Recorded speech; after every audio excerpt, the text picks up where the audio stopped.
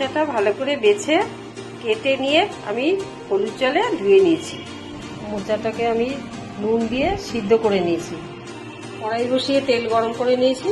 দুটো তেজপাতা দিলাম, একটু জিরে ফোড়ন দিয়ে দিলাম।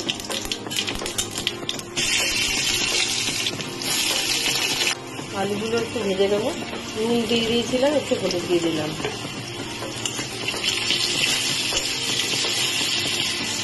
আলুটা একটু লাল লাল করে ভেজে নেব। একটু দারচিনি দিয়ে দিলাম, তারপরে একটু ছোলা দিলাম। ছোলাটা একটু হালকা করে ভেজে নেব। এবারে একটু আদা জিরে বাটা দিলাম।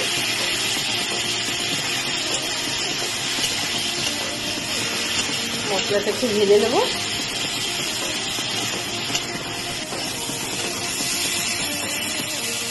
মশলাটা ভাজা হয়ে গেছে, এর ভেতরে একটু নারকেল কোড়া দিয়ে দিলাম।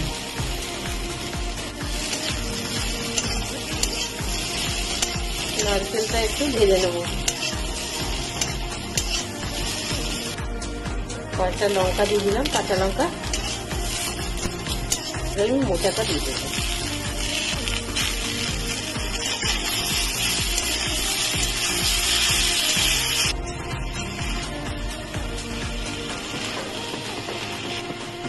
চিনি দিয়ে দেবো, একটু মিষ্টি মিষ্টি ভালো লাগে।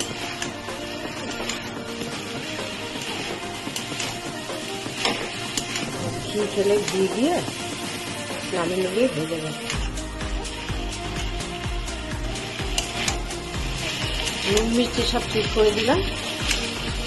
আমি এখন এটা নামিয়ে নেবো। মোচার ঘন্টটা আমার হয়ে গেছে।